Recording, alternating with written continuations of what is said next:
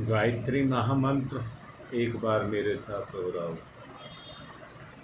ओम भूर्भुवः स्वः तत्सवितुर्वरेण्यं भर्गो देवस्य धीमहि धियो यो नः प्रचोदयात्।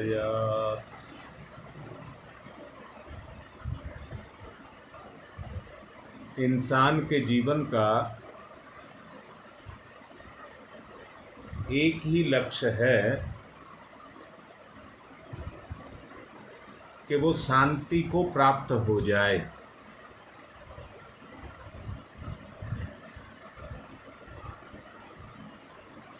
आप महसूस करते होंगे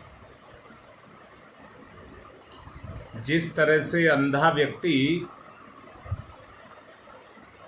संसार में अपने हाथों से कुछ ढूंढता रहता है, ऐसे ही अज्ञानता के कारण हम समझ नहीं पाते और हम आंतरिक शांति को ढूंढते हुए रहते हैं। निरंतर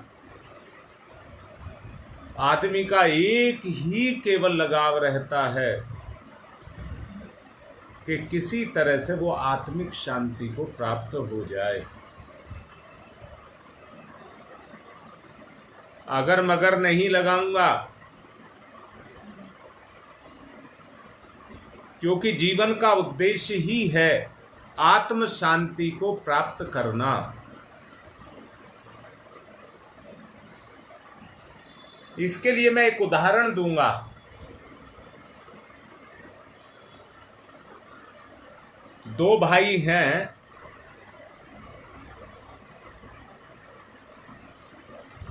दोनों के पास बच्चे हैं, संपत्तियां हैं।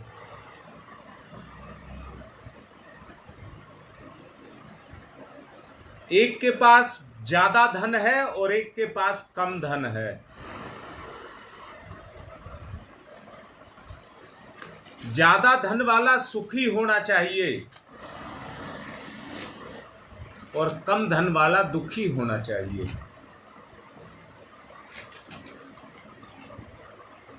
परंतु जिसके पास धन है उसके परिवार वाले आपस में कोई एक दूसरे के साथ सहयोग नहीं करते, उल्टा एक दूसरे का विरोध करते हैं। उल्टा एक दूसरे का विरोध करते हैं। जबकि जिसके यहां पैसा कम है वहां पर एक दूसरे का सहयोग किया जाता है और एक दूसरे की पीड़ा को समझा जाता है। देखिए, सहयोग में भी अंतर रहता है। एक सहयोग मजबूरी में है और एक सहयोग स्वेच्छा से है।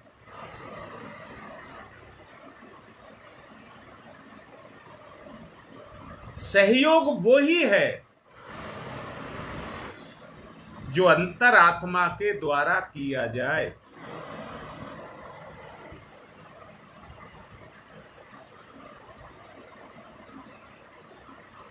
जिसमें सहयोग है वहां शांति है। अभाव होने के कारण भी वहां पर शांति है।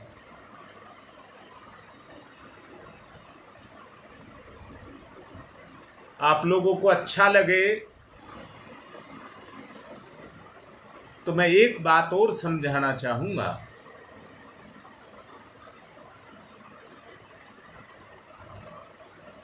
बात उस समय की है जिस समय रविदास अपनी भक्ति में लीन थे। जूते बनाने का काम किया करते थे।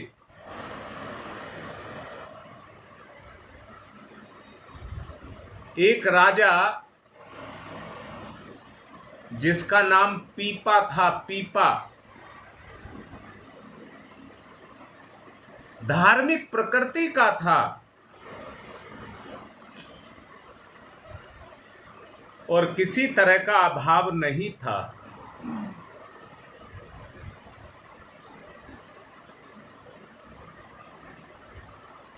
राजा ने एक बात सोचा, शकुंतला अपने शब्दों को याद रखना, अभी आऊंगा मैं यहां पर एक और दृष्टांत आपको दे दूं।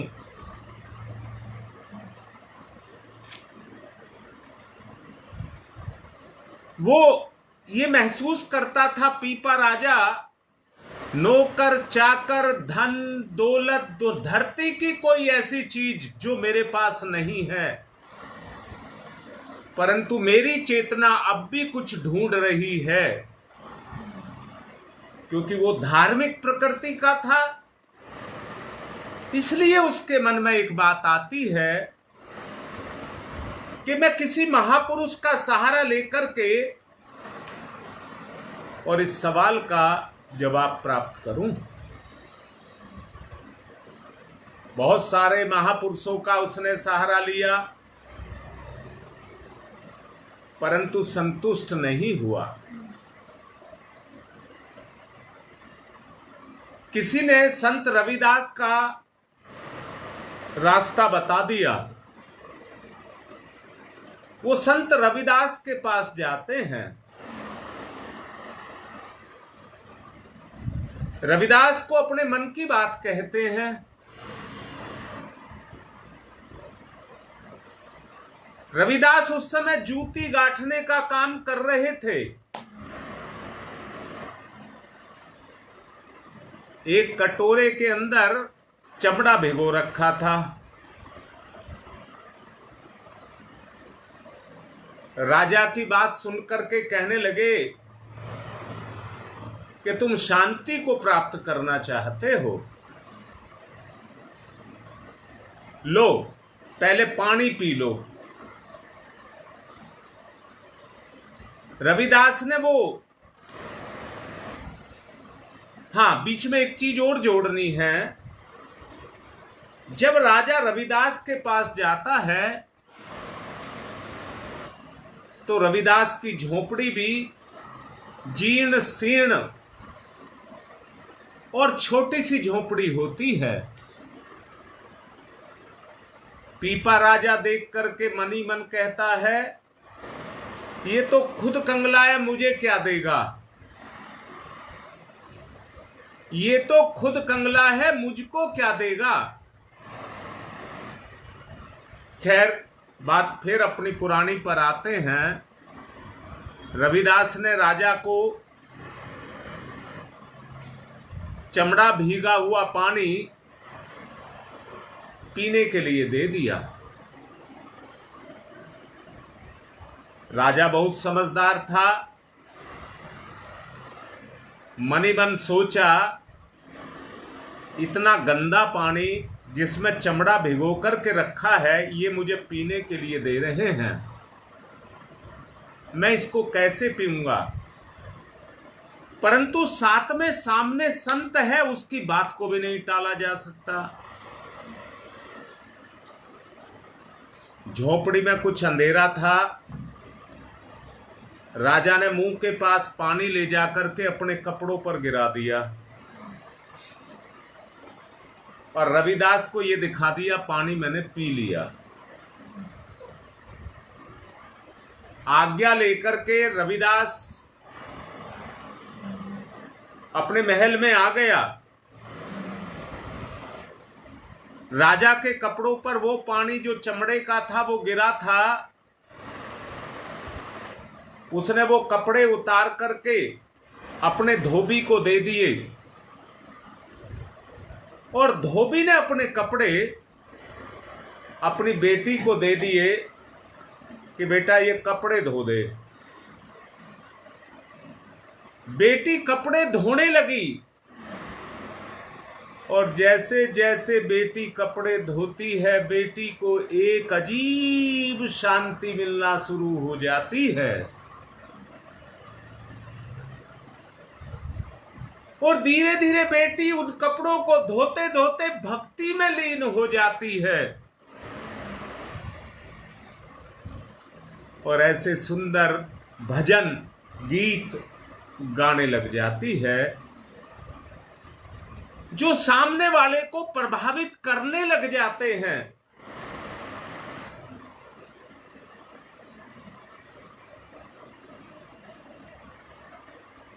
बात रुकती नहीं है, राजा तक बात जाती है।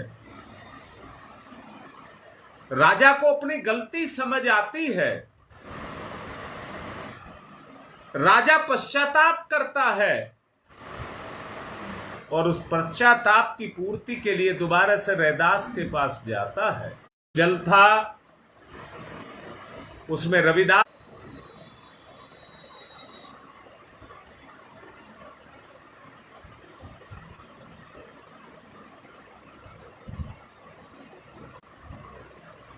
उसमें संत रविदास की भक्ति लगी हुई थी।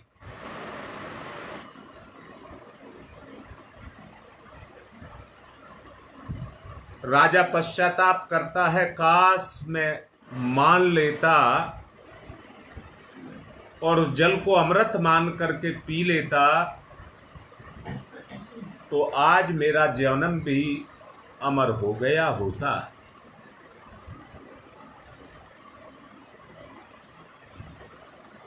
आप सब में से शकुंतला ने जो अभी शब्द लिखे हैं, जिसको मैं कह करके गया था शकुंतला तुम्हारे पास आऊंगा, अब मैं दोबारा लौट करके आ रहा हूं।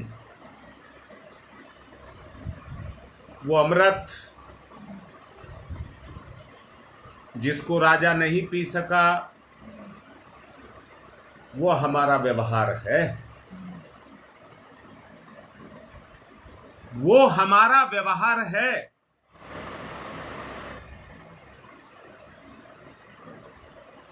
मैं दोबारा से आपको अपनी बात याद दिलाना चाहता हूं जो मैंने अभी काफी समय से बोलता आ रहा हूं। स्थूल शरीर में या इस चेतन मन के अंदर जो काम करते हैं, इंद्रिय भोग और वासना, जरा इन्हें उल्टो, जरा इनको उल्टो। अगर इंद्रिय भोग केवल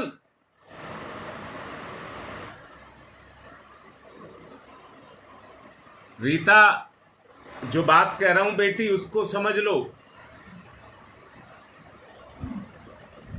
इंद्रिय भोग में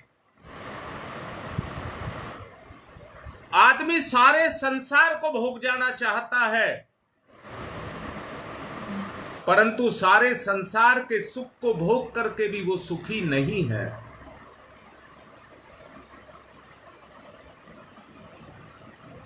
बोलिए, बात ठीक समझ आ रही है? अगर वो सारे संसार के सुख को भी भोग ले तो भी वो सुखी नहीं है। ये इंद्रियां कभी शांत नहीं होंगी।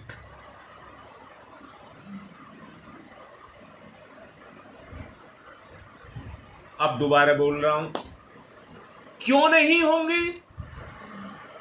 क्योंकि वो सुख क्षणिक नहीं, वो पर सुख क्षणिक है। वो सुख जो है वो क्षणिक है, वो सदैव के लिए नहीं है।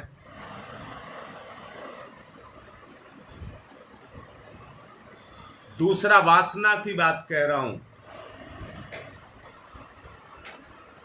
अगर एक पुरुष सारी धरती की औरतों को अपनी वासना का शिकार बना ले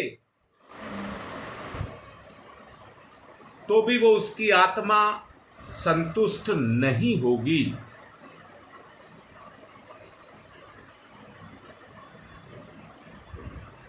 मैं दोबारा से कहूंगा, जहां पर आपका हक भी है, अपनी मेहनत से आपने किसी चीज को कमाया है, और उसका सुख आप ले रहे हैं, आवश्यकता के अनुसार नहीं, भोग के अनुसार, तो आपको आपकी अंतरात्मा कचोटेगी, आपको आपकी अंतरात्मा कचोटेगी। जहां पर भोग ना किया जाए, बोया जाए, भोग ना किया जाए, इंद्रिय सुख का भी और वासना का भी भोग ना किया जाए, बोया जाए, वहां पर आत्मा को शांति मिलती है। हमारी संस्कृति कहती है,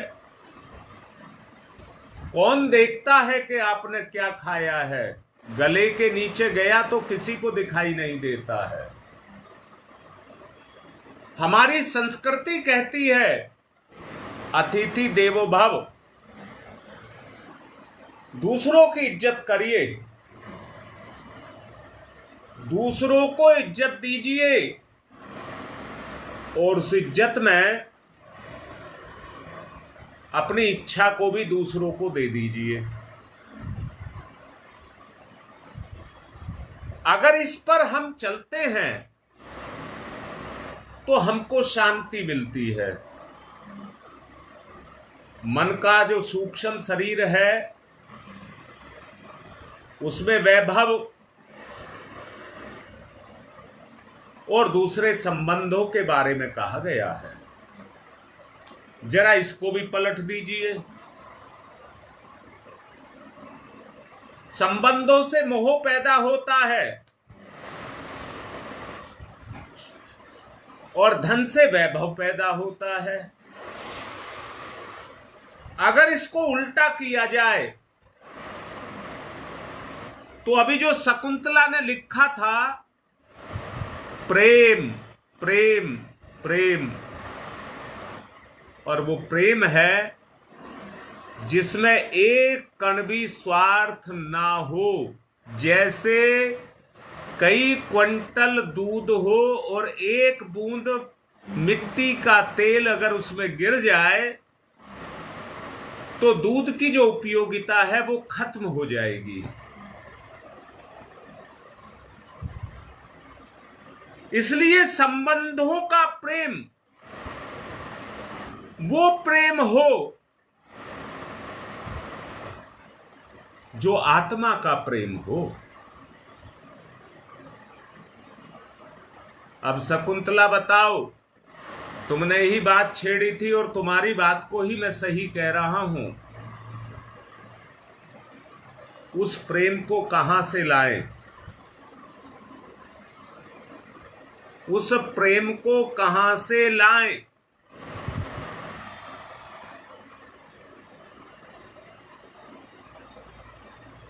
कल मैं यही बात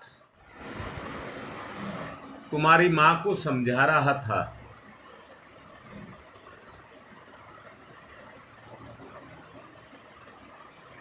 और ये कह रहा था, प्रेम उसको कहते हैं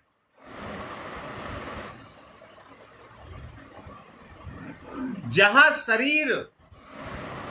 शरीर है और उसको जिंदा रखने वाला प्राण है, प्राण। हम एक दूसरे के प्राण बन जाएं, प्राण, यानी कि हमारे बीच में इतना प्यार हो। मैं कल तुम्हारी मां से यही बात कह रहा था, मेरे पास ऐसे बहुत सारे मेरे बच्चे हैं कि जो शायद मुझे इससे भी ज्यादा प्यार करते हैं, परंतु मैं इनसे ये कह रहा था कि मैं किसको आधार बनाऊं जहां पर मुझे कोई कलंक ना लगे।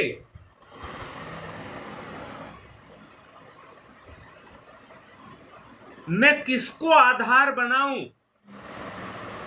जिसको मैं अपना प्राण कह सकूं, कह ना सकूं, अंदर से मानूं कि अगर मैं आज जिंदा हूं तो तुम्हारे प्रेम के कारण जिंदा हूं।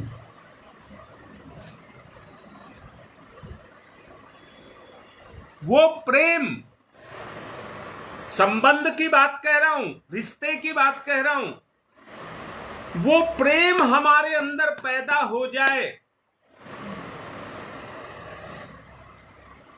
जहां प्यार पराकाष्ठा पर पहुंच जाए। हमें अपना स्वार्थ ना दिखे संबंध में। अंदर से देखेंगे, बाहर से आदमी कुछ भी बोल सकता है, परंतु मन क्या प्रतिक्रिया कर रहा है, सूक्ष्म मन क्या प्रतिक्रिया कर रहा है।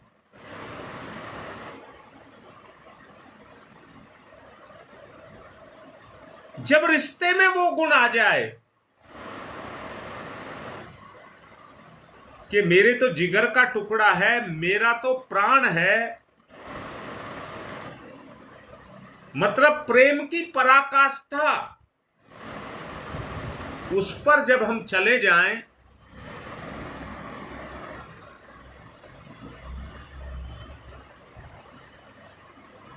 तो अपनी स्थिति को तब निहार करके देखें।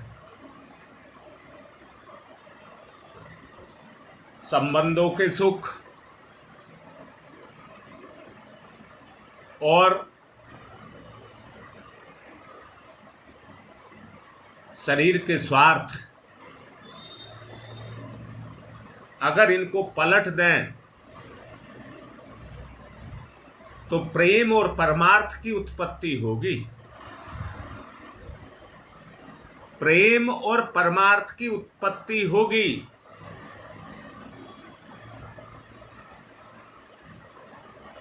जब प्रेम और परमार्थ की उत्पत्ति होगी, हर कोई हमें अपने अलावा जो अपने सामने दिख रहे, मैंने पहले आपको कहा था, साधना मेरी है, साधक मैं हूं, और सारा संसार यहां तक भगवान भी साधन है। जब मुझे हर व्यक्ति में, हर जीव में, हर वस्तु में भगवान नजर आने लग जाए तो कहना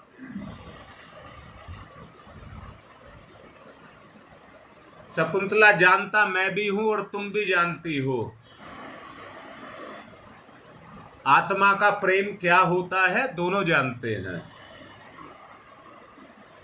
बस जहां से वो जागरण हो जाए,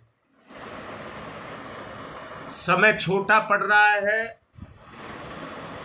कल यहीं से अपनी बात को फिर शुरू करूंगा। बस आप लोगों को आज इतना भर कह रहा हूं, मेरे लिए तुम मेरे जिगर के टुकड़े हो।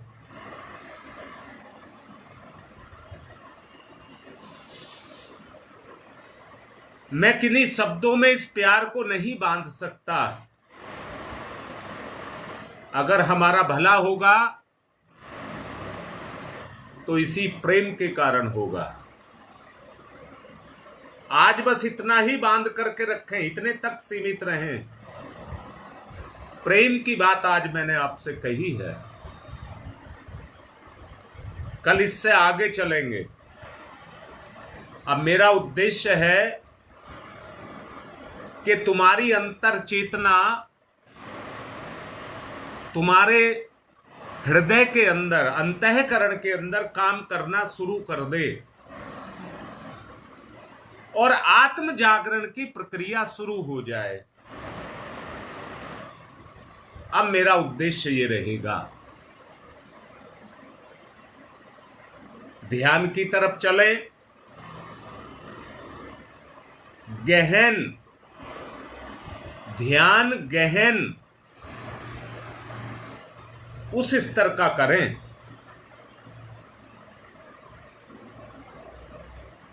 भावुक नहीं, प्रेम। भावुकता नहीं चाहिए, प्रेम चाहिए, प्रेम। प्रेम में आदमी धैर्य को खो देता है, आंसुओं से निकलने लग जाता है। ना, पी जाएं, प्रेम करें और उस प्रेम को पी जाएं, अंतर ही अंतर रस आए। जैसा धोबी की लड़की के लिए अभी आपसे कहा, वो प्रेम प्रकट हो। ध्यान मुद्रा,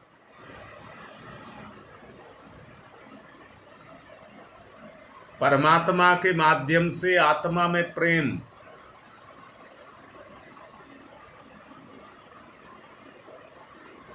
मिलन, आत्मा परमात्मा के बीच में मिलन,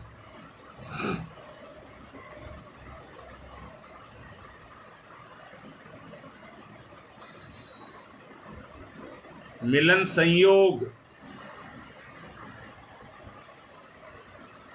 बकवास नहीं कर रहे, भगवान को पुकारेंगे। अंतरात्मा से भगवान की पुकार। जरा अंदर से देखना, विचार में कोई स्वार्थ, मोह, किसी तरह का कोई तृष्णा, वासना, कोई अंश ना रह जाए। अंतर की गहराई से पुकारिए, ओ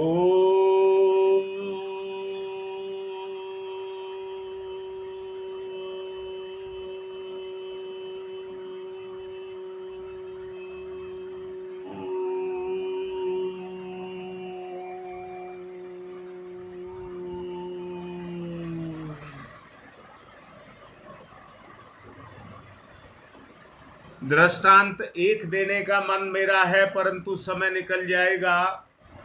कल एक और दृष्टांत दूंगा, परंतु अगर भूल जाऊं तो याद दिला देना। ओ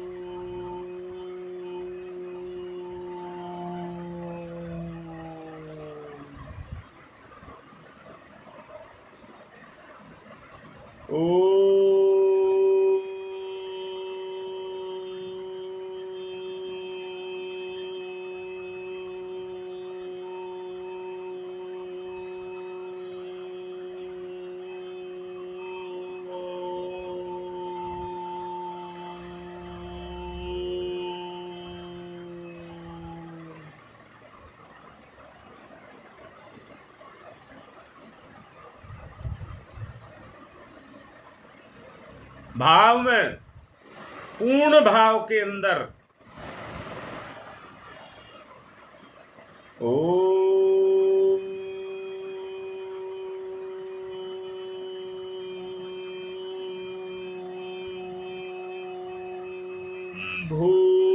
भूर्भुवः स्वः, तीनों शरीरों में ओम, तीनों शरीरों के अंदर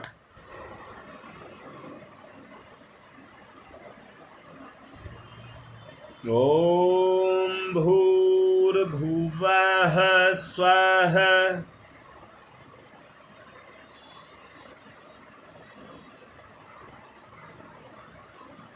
ओम भूर्भुवः स्वः,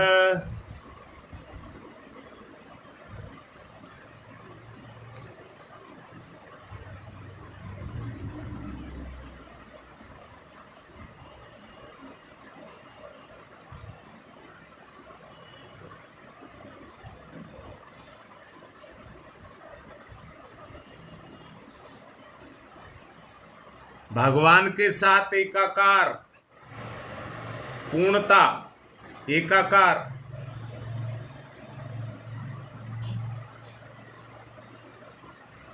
आध्यात्मिक सुख, आध्यात्मिक सुख।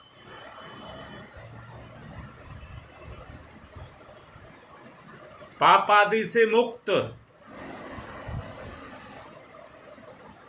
पाप आदि से मुक्त। ये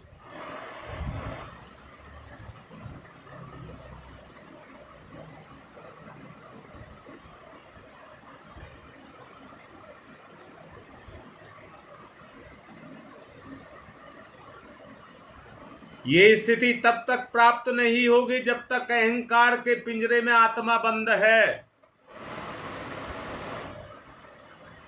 अहंकार के पिंजरे में आत्मा बंद है, तब तक वो स्थिति प्राप्त नहीं होगी। बाहर निकालिए अपने आप को, काट दीजिए भवबंधन।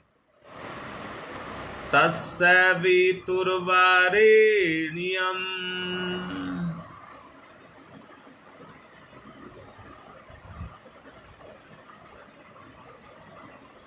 तस्य वितुर्वरेण्यम्। अज्ञानता जब तक आवृत है, अज्ञानता जब तक आवृत है, तब तक ज्ञान का बोध नहीं होने देगी। तस्य वितुर्वरेण्यम्। ज्ञान, विश्वास, सत्यता, जागृत।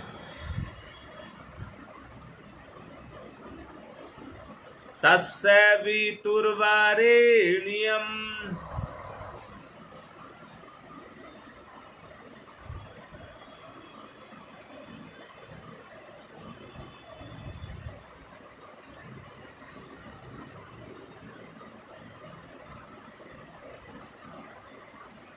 अहंकार का जाल, मन, बुद्धि, शरीर, मन, जीवन, इन पर सब पर अपना जाल डाले हुए है, जिसके कारण पाप अच्छा लगता है।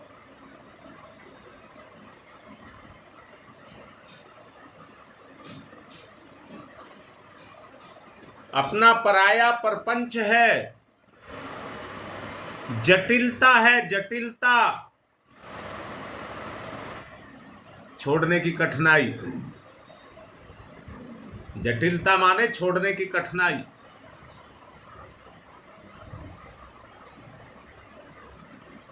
आसान करिए, हल्का करिए। भर्गो देवस्य धीमहि। ओतप्रोत, पाप के, अज्ञानता के आवरण से बाहर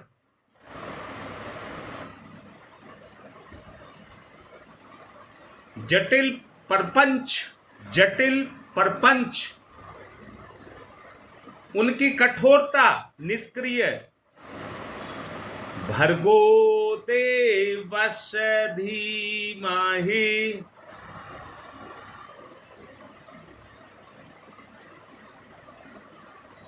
आवश्यकता उस महती शक्ति की है। धियो यो नः प्रचोदयात्। आचरण में, विश्वास में। धियो यो नः प्रचोदयात्।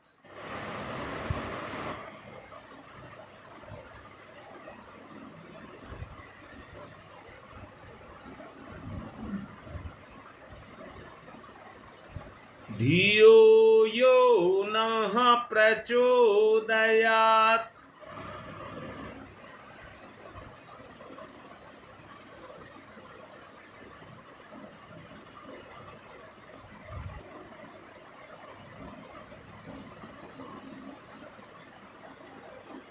आत्मीयता, प्रेम, प्रेम, आत्मीयता, कोई परायापन नहीं, कोई पाप नहीं, दृष्टिकोण पवित्र।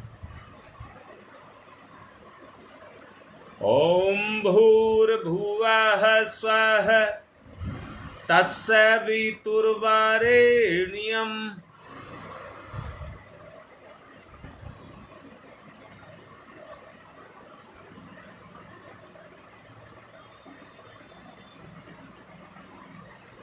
बहुत गंभीर।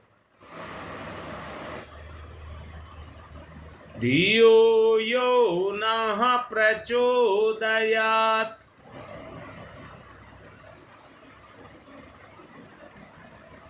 ओम भूर्भुवः स्वः तत्सवितुर्वरेण्यम्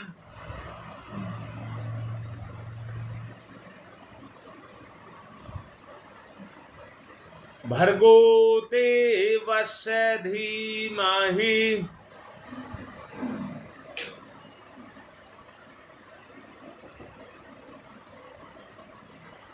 धियो यो नः प्रचोदयात्।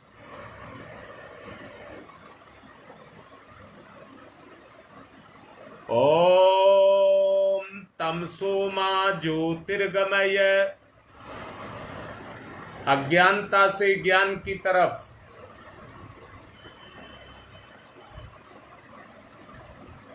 अनन्य प्रेम,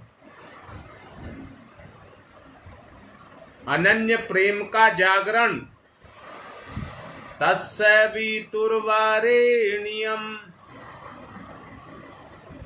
ओम तमसो मा ज्योतिर्गमय।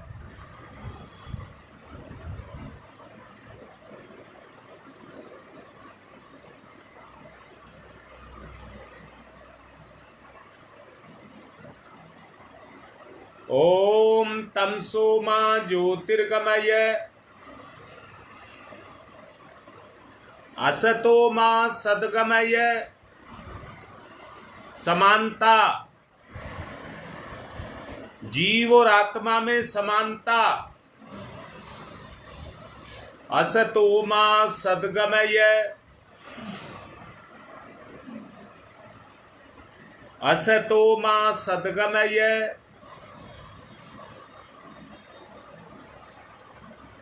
मृत्योर्मामृतं गमयः।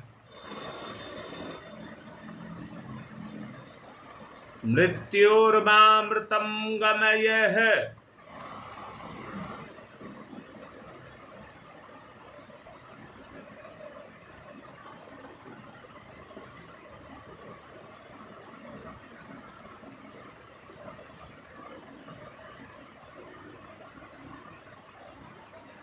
तमसो मा तमसो मा तमसो मा ज्योतिर्गमय ज्योतिर्गमय ज्योतिर्गमय। असतो मा अस्तो मा अस्तो मा सद्गमय सद्गमय सद्गमय। मृत्योर्मा मृत्योर्मा मृत्योर्मा अमृतं गमय अमृतं गमय अमृतं गमय। तमसो मा ज्योतिर्गमय असतो मा सद्गमय मृत्योर्मामृतं गमय। दोनों हाथ रगड़िए, मुख पर फिराइए, तमोगुण को उतारिए।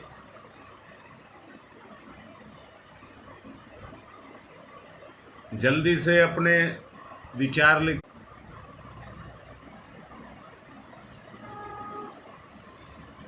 अपने अनुभव लिखिए जल्दी से।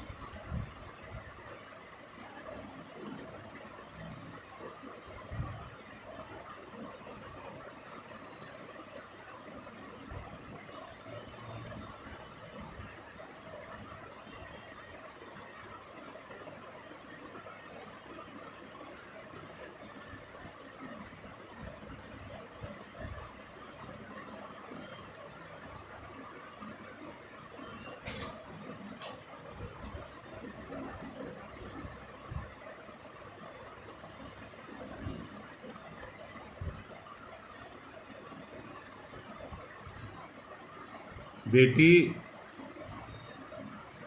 प्रेम के अलावा दुनिया में कुछ भी नहीं है।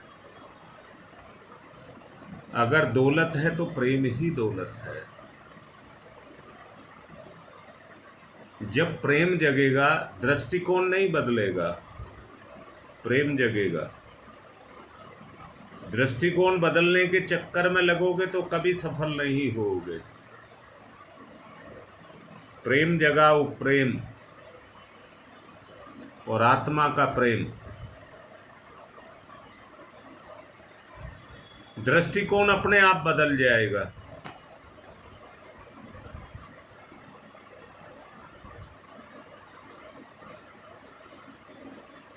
सब शाश्वत है, ईश्वर प्रदत्त है। जो हमने अपना बना रखा है बस उसे हटाना है, ईश्वर का लागू करना है। इतना सा अंतर है।